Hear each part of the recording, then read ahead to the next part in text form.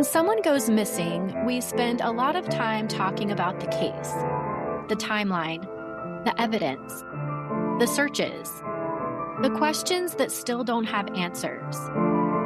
But behind every missing person is a family.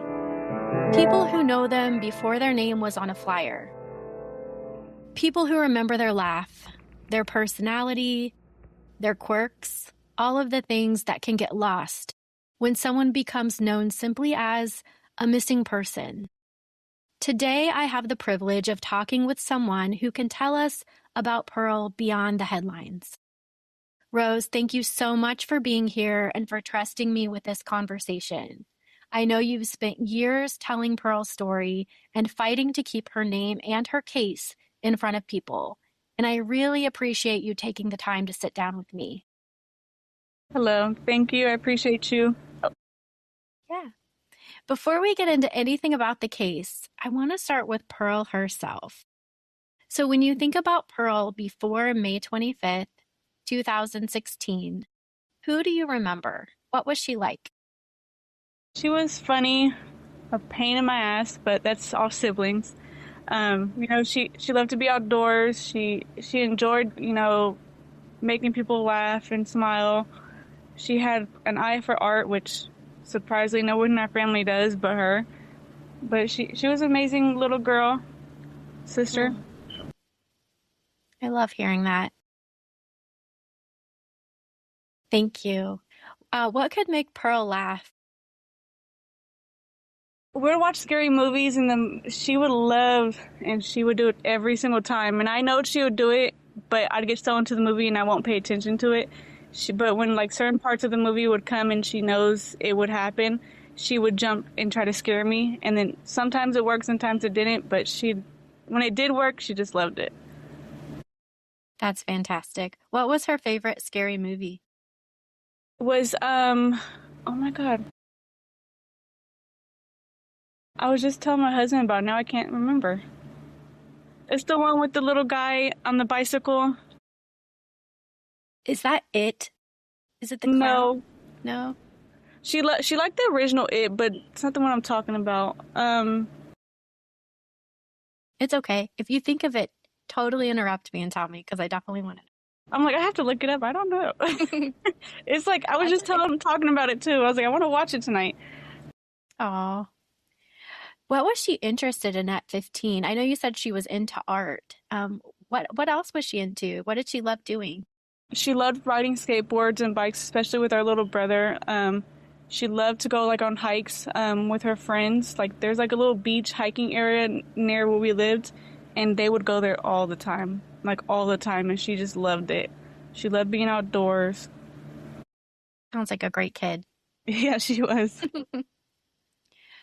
What was your relationship like as sisters? A typical sister relationship. We fight, we argued, but at the end of the day, we still hung out. We still loved each other. Is there a particular memory of Pearl that immediately comes to mind when you think of her? I would say, give me 1 second. You're okay. Take your time. So it would be the last memory I do have with her was the night before, was her telling me, I love you, sissy. But now that you ask me, like re-asking me, another one is when we were younger. I want to say it's like 2 years before we moved to Vallejo, and we were living with our aunt at the time. My aunt bought me like a hair straightener for Christmas, and she wanted to use it, and I told her, no, you're not using my hair straightener. And she got pissed and started throwing a fit about it, and we were arguing, and then my aunt's like, just let her use it. And I'm like, here, just use it. Get out of my face. I was just not like, I remember that one. What do you wish that people knew about Pearl that they could never learn from a missing person poster? Who she was as a person. Not just as a missing person from not known as her tragedy, but is known as who she was. Yeah. I remember seeing a photo that you posted with, I believe it was her niece. It was Yeah, a little girl, yeah. And I'm like, oh, I just know she was the best auntie. You could she just see was. the love. So that Yeah. so the little girl I posted, she's biologically our cousin, our baby cousin, Hmm. but we grew up with her sibling, like her parents. So we thought we grew up knowing her parents as our like our brothers and sisters and stuff like that.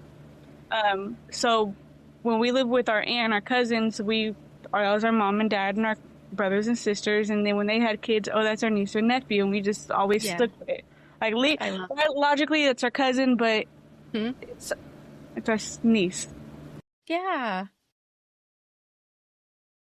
So, oh, I'm going to start asking some questions about the case now, okay? So the first question that I have is, so it's around that 22 to 23 hour gap where investigators were not able to zero in on exactly where Castro was during that time. And so my question is, where exactly does the confirmed timeline stop and where does it resume? And then what searches were conducted specifically because of that gap? So from Vallejo so he went to Jenner, California. Um, well, we believe that's what because he wrote down Jenner, California. Yeah. So that's what we believe in the beginning happened. But from Vallejo to Jenner, that time frame adds up because I've traveled it. It's the same time frame. Hmm.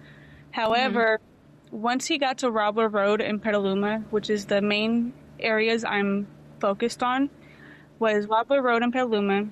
He was seen around between 9-10 a.m. in the morning on the 25th. Then the following day, which is May 26th, he wasn't seen again until I want to say 7:30, 7:35-ish, and passing the 76 gas station in Bodega Bay.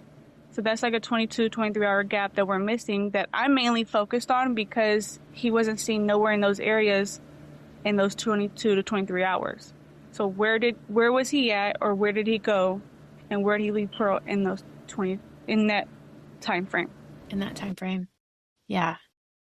Okay. And do you believe, you kind of answered this, but do you believe the missing period of time is the answer, um, is where the answer to Pearl's location lies? I believe so. I believe that's where in that those two locations is where she could be, or if she's not there, something of hers is there. So next I wanted to ask you about Castro's lack of phone. I know from everything that I read, when the police located him, he did not have a phone on his person. But was it established that he actually didn't own a phone at the time, or he just simply didn't have one in his possession or car when he was located? He left his phone at home in his room. When they finally, after the involved shooting, they went through his car, and then that's how they found the directions to Jenner. But he left his phone at home, which I think he did on purpose because he didn't want any evidence or tracking to find him, if that makes sense. It does. It definitely does. When I heard about the handwritten directions to Jenner, at first I was thinking like, who has handwritten directions in 2016, right? Where we were using our phones back then for directions, but it makes sense if he left his phone at home and he needed directions that he would have handwritten directions. Yeah. And yeah, definitely seems like it could have been intentional. So yeah. Okay. And then were investigators able to search like phone records, email, social media, Wi-Fi activity? I don't really Yes. remember what all was available back in 2016, but I think most of that Most of was it, and was trackable. yeah, most of it was. I know they did search his phones. They didn't find anything that would lead up to this happening. I know when they looked in like his maps, they found Jenner, California, and that's how they figured out. Okay, well, this is how he got the directions. Hmm. But anything for like social media, text messages, any type of records in that time or in that year that they were able to get access to, nothing was like, no, not, I'm trying to think of the word. Nothing pretty much led up to this situation. Like, it was just normal. Like, he just had like normal stuff people would have, like Facebook and like messages with friends, but nothing like that would say anything about abduction or anything like that. Okay. That's so baffling to me, you know? Wow. Okay. So you've said previously that evidence from his home and car and the lack of known trafficking connections established that he was the only person involved. Do you know what specific evidence, and again, I know you're limited on what you can say, so if there's something you're not allowed to talk about, that's totally fine. But do you know what specific evidence allowed investigators to conclude that there couldn't have been another person involved? They just, so with, I've looked at most of the evidence, what they give me, which is a lot of it. I'm still in the process of getting like everything given to me so I can sit down and work on it. But the evidence that I seen when it first happened, and then I want to say I seen it when it first happened, and then like when they first went through everything, and then I seen it again maybe like a couple years ago, maybe 2019, 2020. He wrote a suicide note, and I think that's what not caused him, but I think that's what caused this to happen. Was I don't think how to explain it without sounding rude to him or his family.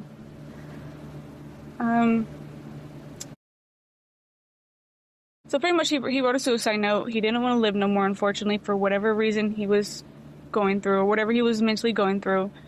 And I think he was scared to take his own life. So he knew, we grew up in the ghetto, Vallejo, some parts of it's ghetto, some parts, it's really nice and calm and not violent. But the area we lived in, it wasn't too violent, but we grew up with people that in the area that, knew violence and stuff like that. So him, I think, if I had to put myself in his shoes, I would say, okay, I'm going to use the example because it's the only way I can think of do it. So Absolutely. So if I was him and I'm like, okay, I don't want to live no more, but I'm scared to take my own life, I'm going to think of some way to get me killed by somebody else. Okay. So I think what had happened was that was what he was thinking. And he says, okay, I'm going to kidnap the first person I see. Their family or the cops are going to kill me either way. So he don't got to do it himself. If that makes sense. Okay. I think that's what caused it to happen. I think that's what was the motive, from what I've seen so far. And with all the evidence I put together and my theories, I think mental health was the reason for this to happen. Okay. That makes a lot of sense. So essentially, it potentially could have been suicide by cop, like a planned suicide by cop. Okay. I just want to stop and acknowledge something for a minute because I'm just amazed with you as a person that you said that you didn't want to disrespect his family. That just speaks so much to who you are as a person, because I think that anybody in your situation would feel like they have a right to say whatever they want to say or disrespect anyone connected to your sister's kidnapping. And so I just want to commend you. And I'm in awe of you, to be honest, because I don't think that I could have that same. When I was younger, when Pearl was kidnapped, I was only 17 years old. I was very hot-headed at that time. It took me until I had my son to calm down. So from 2016 to 2020, I had a very, very bad temper, and I said everything that I had on my mind, whether if I hurt somebody's feelings or not. But I think becoming a mother made me a little bit soft. But I was telling my husband last night, too, my stepmom, because I was talking to my private investigator, about certain like parts of the case that he found, and he had asked me, he's like, "Have you heard from the family? Have they reached out to you yet?" I said, "No, I haven't talked to any of them."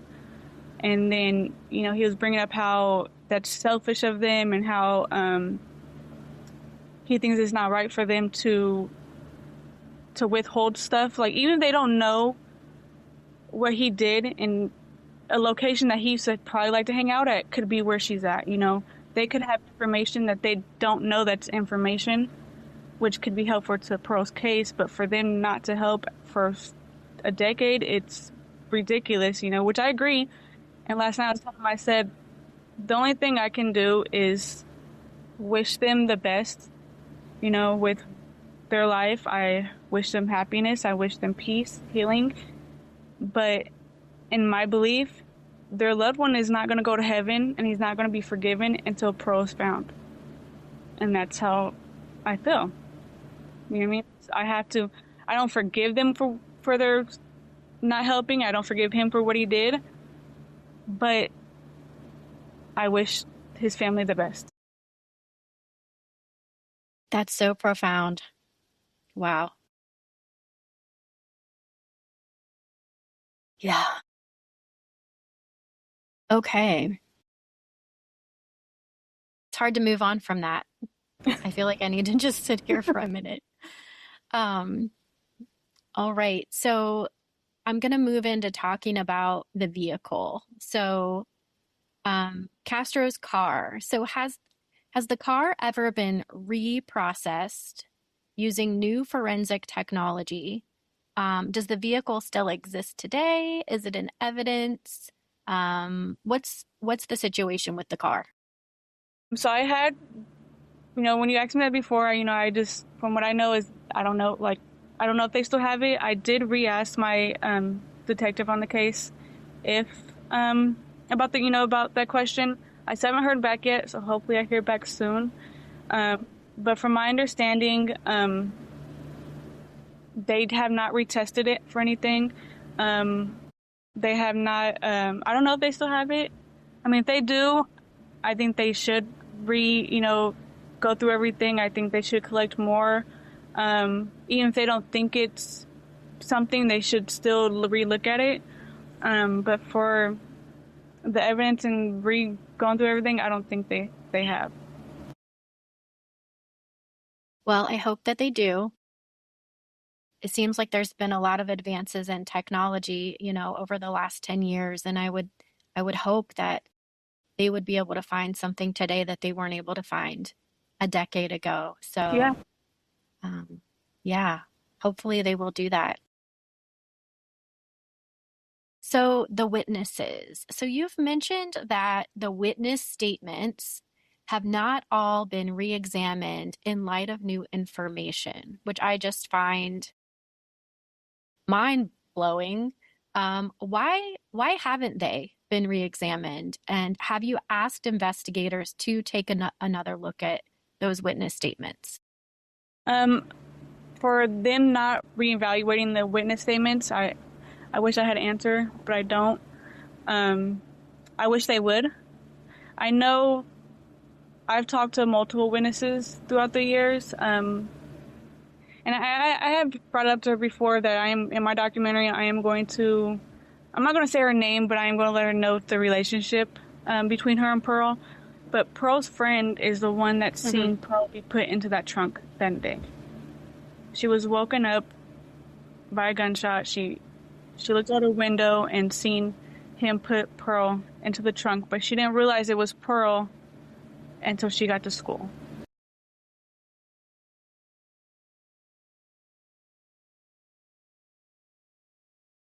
Wow, how traumatic for her friend. Okay. Do you know if any of the witnesses are still in contact with law enforcement, or if law enforcement is still in contact with any of the witnesses, I guess I should say? Not that I know of.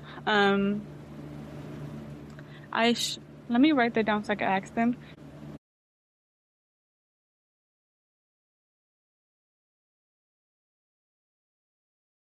So you kind of already touched on this regarding his family.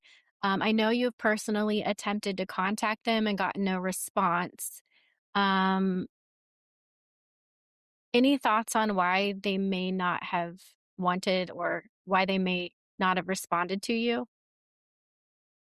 Um, I would say I would what I think is because they're still probably grieving, Okay. and they probably believe that they don't have the answers to where she's at.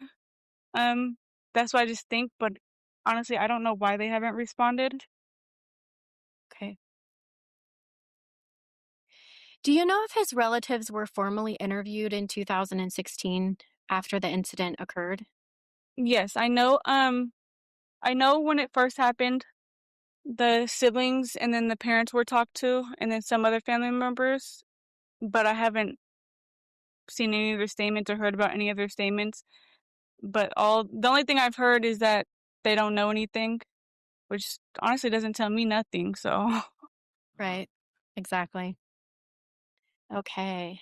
Um, the handwritten directions to Jenner are fascinating because they raise another question. Why did he have them? Um, was it determined that he wrote them? yeah. So, do you know if investigators did any type of handwriting analysis to determine if he's the one who actually wrote the directions? The analysis, I believe they would, because obviously they have to for legal purposes. Um, Right. I think the the reason that we know it was him is because I want to go back to the suicide letter. So the handwritings from both the letter and the directions, they matched. Okay.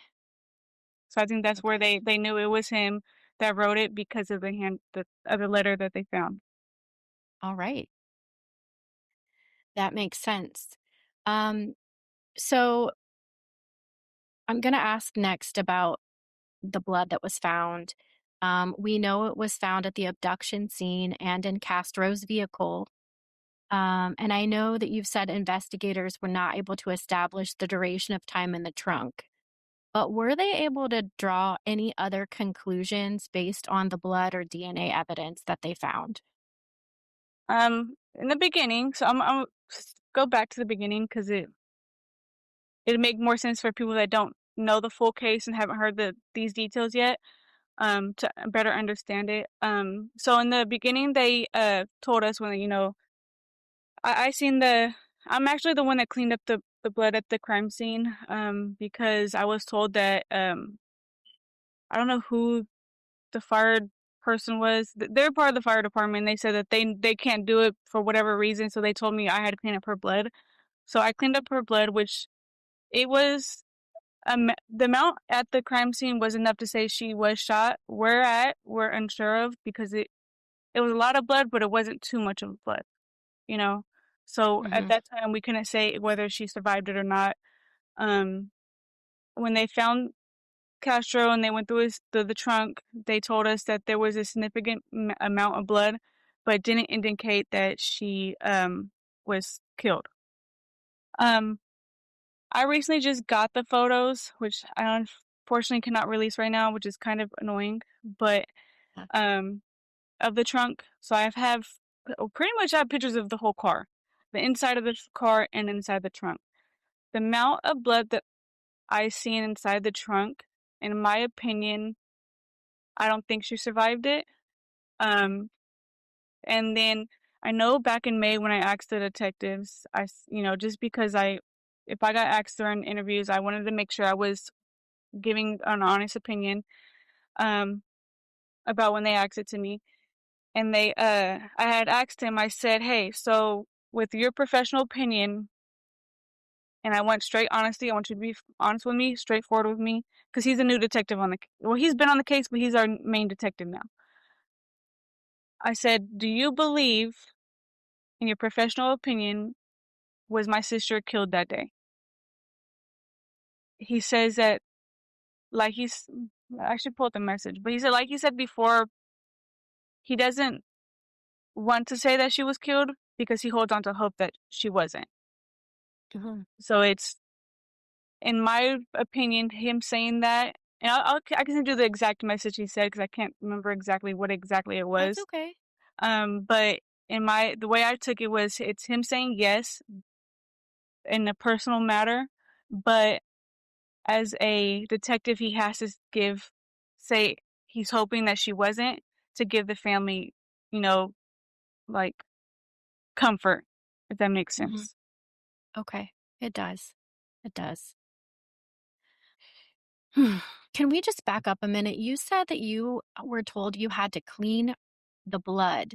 You had to clean your Yeah. sister's blood. Um. What? Yeah. If you, So it was there for a couple of days. So I think it was she was shot on the 25th. I want to say maybe the 28th, I believe it was. Um, I was up there, I was fixing her flowers and stuff because, the bridge, sometimes it gets windy, sometimes things fall. So, I'd go up there and put everything back up. And Mhm. this guy came up and he was wearing like not the uniform, but he was wearing a shirt that had like the fire department logo on it. Um, Mhm. and said that they had too many complaints about the blood being there, so that it had to be cleaned up and the family had to do it. I said, and what the fuck am I supposed to clean it up with? I said, because it's not my job. I don't get paid to do stuff like this. It's the fire department's job to do it, or the police department, not mine. And he said, just clean up with bleach. He goes, I don't want to cause you no more stress than what you already have, but it needs to be cleaned up because people are complaining about it. This is on the public overpass Yeah. that he's telling you that you have to clean the blood. Yeah. Rose, I have no words. I have no words for that. I was pissed. I was I've never heard of so such a close. thing. Neither have I. And I looked at him like, are you stupid? Like, I know for a fact that the family is not supposed to clean up the blood from a crime scene. No. It is the department's job, either it's the fire department or the police department's job to clean the shit up. Which I'm like, whatever. I cleaned it up.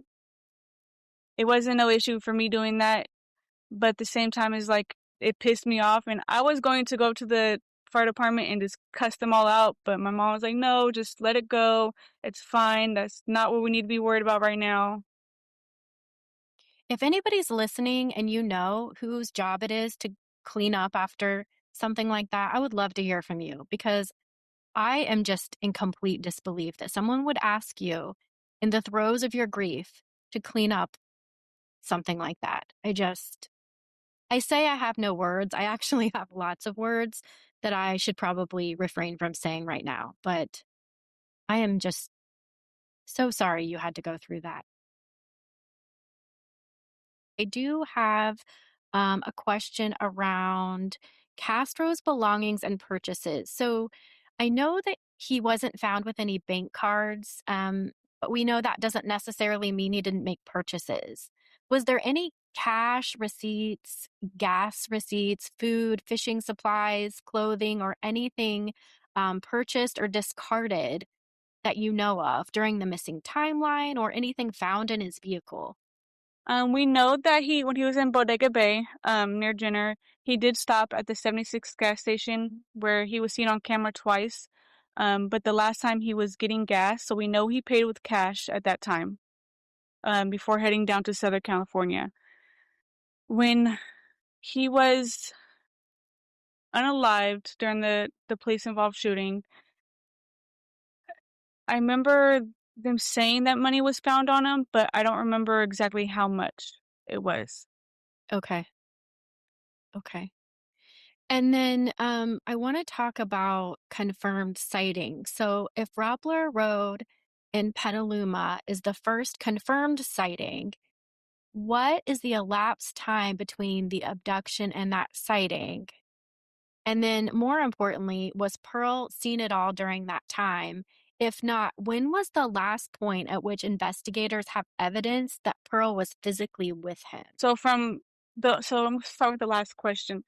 Um, the last known evidence that we have of Pearl being with him was when Pearl's friend seen her being put into his trunk and then him leaving the bridge. Okay. That's the last time we know. Um, from Vallejo to Petaluma on Robler Road, She was not seen, but then again, she was in the trunk, so she's not gonna be seen between those time frames. Right. When he was spotted on Robler Road, from what I was told, he was the only one in the vehicle. Um, Okay.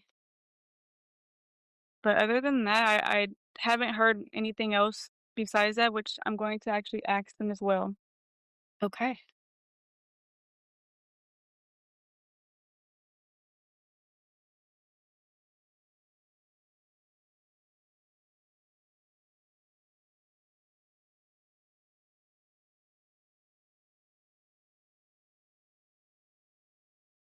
All right. So I realize you can't disclose what you don't know, but have investigators told you why they're still protecting evidence nearly 10 years later?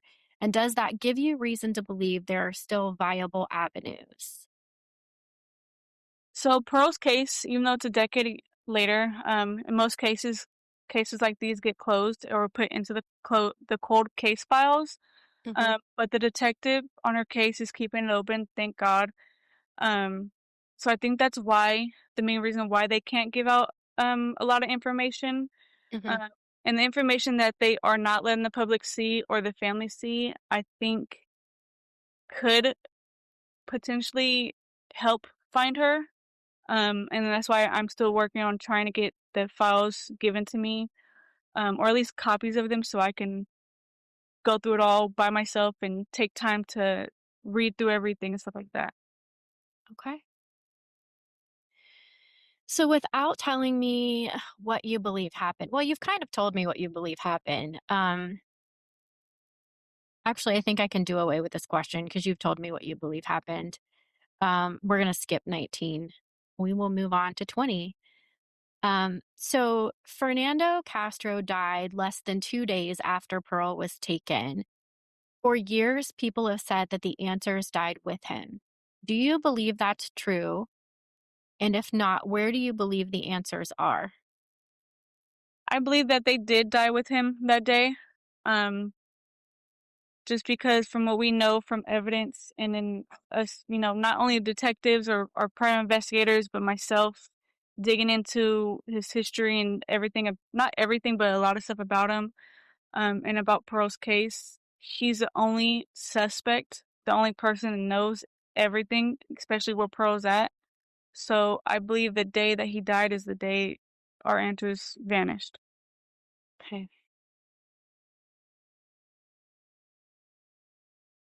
So I want to kind of shift gears a little bit, and I would love to talk about how Pearl's kidnapping has impacted you and how it impacts your life. So you've spent 10 years looking for Pearl and advocating for her. How has this changed you? It changed me a lot. It made me way more like when I'm in public, I opened my eyes more. I paid more attention to my surroundings, but it made me extremely overly protective of not only my son, but my little cousins, my nephews, my nieces, or all the any kids that come around me. I'm overly protective over. Like it could be the kid down the street and something. I'm going to be protective over the child. Right. It just made me it just made me realize situations that you don't think are going to happen can happen or will happen. Yeah. Um, so it just made me more aware. Mm. Okay. Thank you. At what point did looking for Pearl stop being something you were doing and start becoming your life? Because I know, like, I can tell just in the short time that I've known you that this is your life, right? Finding Pearl is Rose's life. When did that shift happen for you? I think the day my son was born, I Yeah. think when him being born, it's helped. Like I don't want to say back off because technically, yes, I've haven't been working on it as much as as I was at the beginning. Hmm. Um, but it just made me have my son and made me just want to spend more time with him and cherish every single moment. Hmm. Um, And even when I'm working on her case, he's, "Mommy, what are you doing?" And I tell him, "Oh, can I help you with my auntie? Can I help you?" And I'm like, "Yeah, go ahead." So it's Oh, like, it it's hard to explain. It's just yeah. You're I doing fine. You're I doing do a what I great can job. do for, for my sister's case, and then I still got to be a mother, a daughter, a friend. I still hang out with my friends and all them. I just have to continue learning to take like make time for each like category. I guess you Yeah. can. It's a tough balance, I'm sure. I know that I've read some things that you've said about, your son asking about Auntie Pearl, and actually you speak about that in Pearl's episode.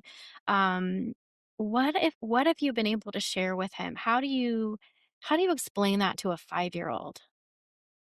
I've been telling him since I want to. Well, when he was born, he was going to every yearly event. But when he was finally able to understand, which I want to say about 3 years old, maybe four, Mhm. um, I started telling him about the truth about his auntie, about what happened. Not in a way that that between 3 and 4, it wasn't in a way where it would scare him, but to understand like, hey, a bad guy took your auntie, and she's missing. But Mhm. now that he's 5 and he pays attention to a lot more. He knows. Like I told him the truth. I said, you there's a man that was possibly having mental health issues, was a very bad person.